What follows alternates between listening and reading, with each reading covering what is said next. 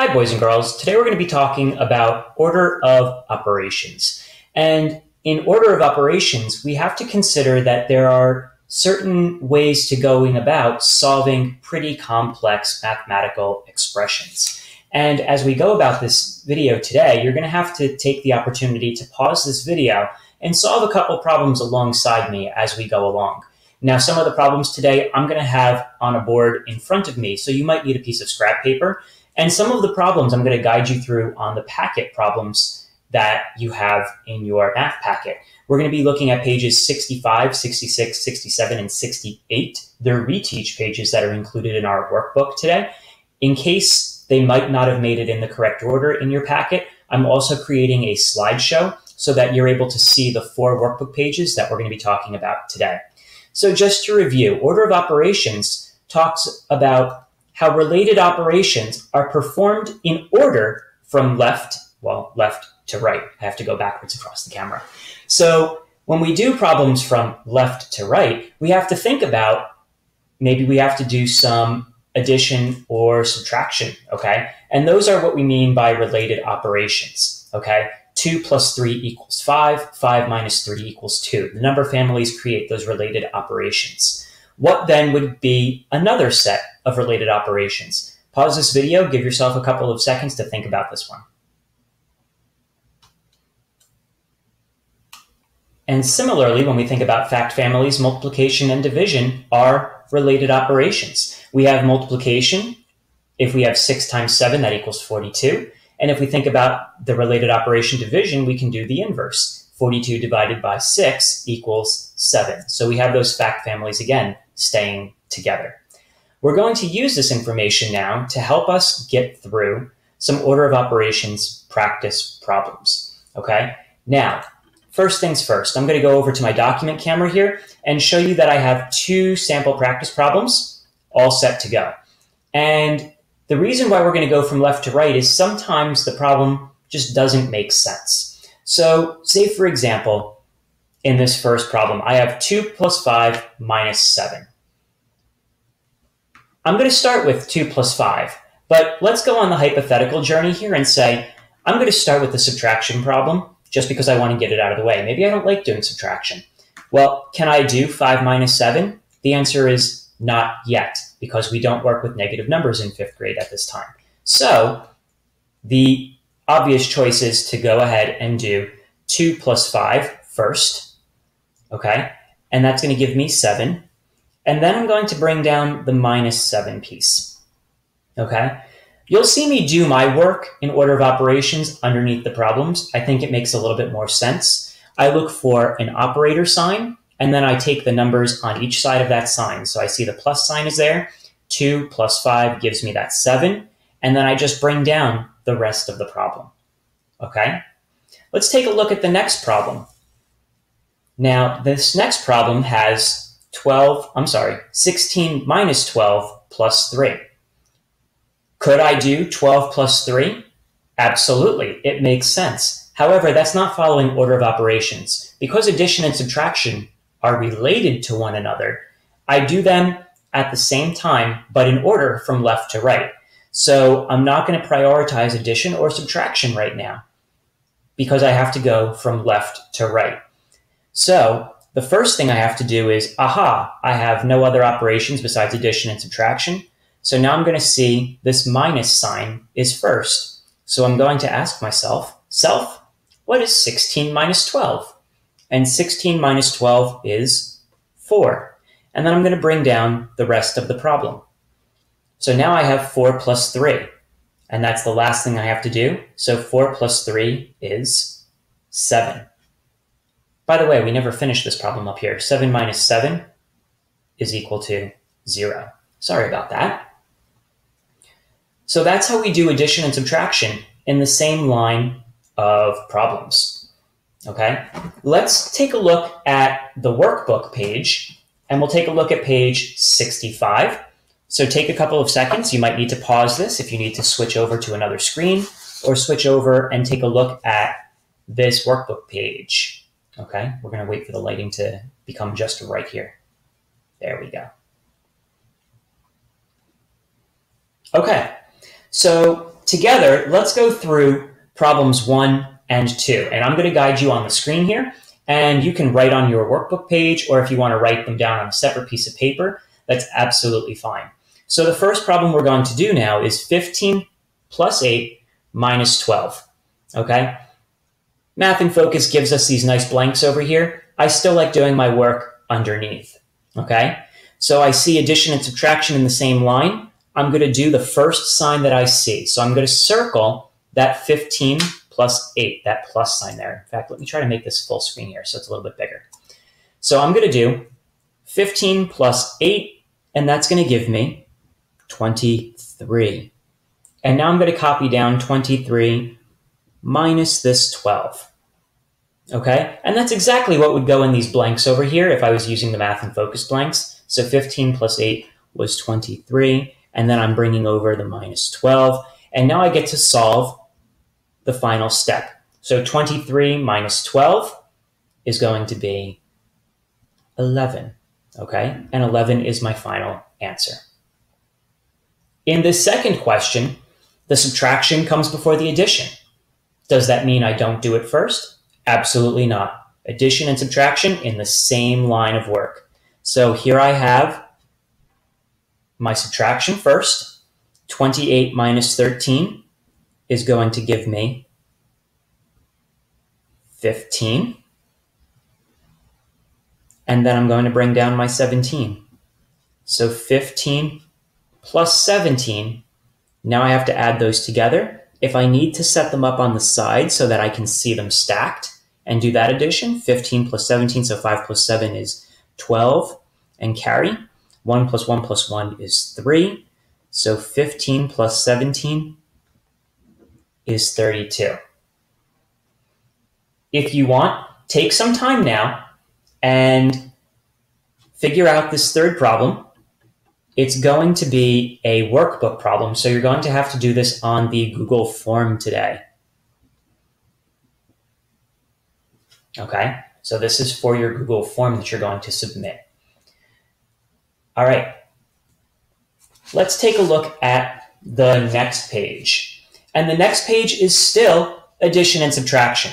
The only reason why it's a little bit different is because instead of having 2 steps, now there's 3 steps because we have 4 numbers in each problem. Okay, let's take a look at our steps one by one here. And I'm going to do number 4 with you.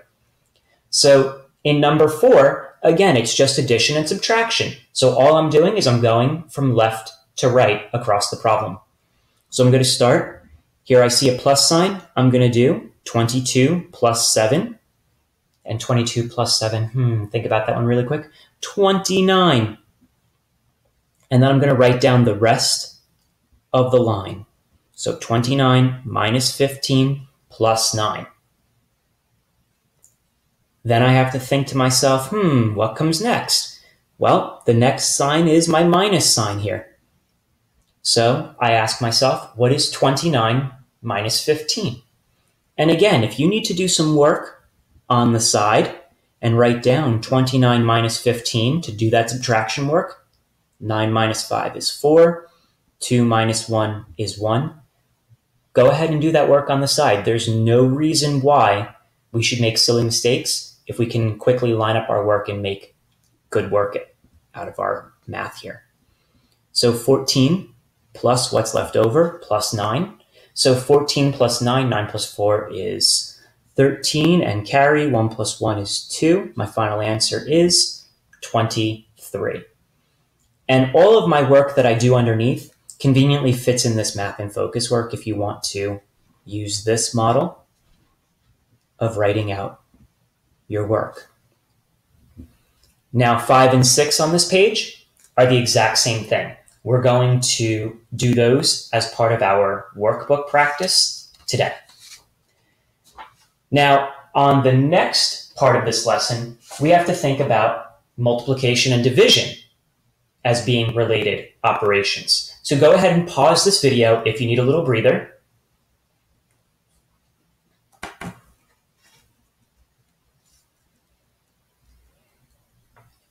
And we'll come back and take a look at this problem, 3 times 10 divided by 5.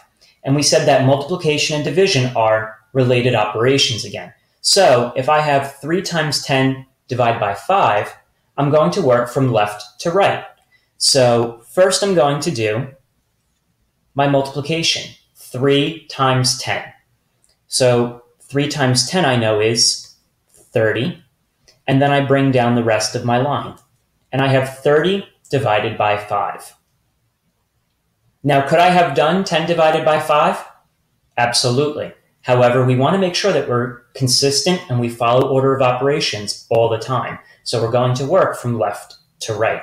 So 30 divided by 5 is 6, and that's my final answer. In my next example that I've written out here for us, I wrote 42 divided by 6 times 3. Now, could I do 6 times 3 first? Yes. But if I were to go ahead and do that, I would have 42 divided by 18. And 42 divided by 18 does not give me a whole number. And since we didn't follow order of operations, that's not going to be correct. So let's take a look. If we start out with our operations from left to right. So 42 divided by 6 is going to equal 7. And then I bring down the rest. So 7 times 3 is equal to 21. And 21 is my final answer here. Okay, so now if I switch back over to my workbook page, you can join me on page 67. And here is workbook page 67 that we have all prepared. And on this particular page, again, we're dealing with just multiplication and division in the same line. Okay, so what I have to work on first for this problem number 7, I see a multiplication sign first, so I'm going to do 12 times 9. And I'm going to write down 12 times 9 on the side because I don't want to make a silly mistake. 9 times 2 is 18, carry the 1. 9 times 1 is 9, plus 1 is 10. So my answer is 108, and then I bring down the rest. 108 divided by 6. Now I'm going to do some work on the side. 108 divided by 6. 6 can divide 10 tens one time. Subtract the 6. I have 4 tens left over. 6 can't divide 4 tens, so we'll call it 48 ones when we bring down that next line. 6 can divide 48 ones 8 times. That 8 is in the ones place. 6 times 8 is 48. I have nothing left over, thank goodness. That means 108 divided by 6 is 18. Okay, and again, my work fits in perfectly on those lines. You just won't see me using them. Okay, our next line of work starts out with a division sign. That's okay. We're going to start with that one first. Okay, 25 divided by 5 gives me 5. And then I'm going to bring down the rest of that line. So I have 5 times 15. And now I have to ask myself, what is 15 times 5? And I'll do some multiplication work. And I'm going to see that my answer is 75. Okay. The remaining 2 problems on this page are going to be number 9 and 10. And those are also workbook problems on today's Google form. Okay. We have one more order of operations piece to go over today. And that is the actual order of operations that we're going to start building. So we talked about going from left to right. Right now, we also have to think about some operations are a little bit more important than others. Okay. So multiplication and division are considered a little bit more important than the addition and subtraction. So I have to look in my line of math and solve all my multiplication and division problems from left to right before I go ahead and do any addition and subtraction problems, okay? So I'm going to be looking for all the signs in my math problem. And when I circle back to page 68, I'm going to put it up here on the screen for us. We're going to see what that means in the one example you and I are going to do together. Now, on page 68, there's a few problems here. We're going to start and do number 11. And remember what I just said. When we do order of operations, we have to think about multiplication, division are a little bit more important to do first than the addition and subtraction. So the first thing I have to think about is, do I see any multiplication or division signs in this line? Yes, I do. I see a division sign. So I'm not going to work from left to right like I've been doing. I'm going to start with the multiplication or division. Here it happens to be 120 divided by 10. And 120 divided by 10 is 12, right? All right, so 120 divided by 10 is 12. So that means I haven't used this minus sign yet, and I haven't used this 210. So now I'm going to have 210 minus 12 left over, okay? If I were to fill in these blanks, 210 minus 12, okay? Now, 210 subtract 12. I'm going to be forced to do some borrowing here. So 10 minus 2, 8. Looks like I have 198. In the next problem, we'll set it up together. I have 174 plus 240 divided by 3. And I have to ask myself, do I have any multiplication or division signs? You bet, I have a division sign right here. So I'm going to have to solve 240 divided by 3. I'll set us up. 240 divided by 3 is going to be, remember to divide in the ones place, 80. So now I'm left with 174 plus 80. It's up to you to finish up this problem and submit it as part of your workbook.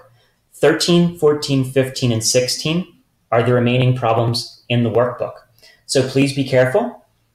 Make sure we're looking for multiplication and division signs and doing that work before the addition or subtraction. So in 72 times 6 minus 18, think about which step I do first. 476 divided by 7 minus 15. Again, which one goes first? 124 times 8 plus 59. And finally, 756 divided by 9 plus 142. You might be saying some of these are conveniently written out following an order of operations. And yes, some of them are. But it's going to be up to you to make sure you remember that order of operations as we continue going on throughout our order of operations lesson. We will continue order of operations a little bit more tomorrow. Remember today, you are doing the workbook problems that are assigned and submitting them on the Google form, workbook 65 through 68 for Monday. Make sure you hit that submit button when you're done. If you have any questions, reach out to your teacher and have a great day.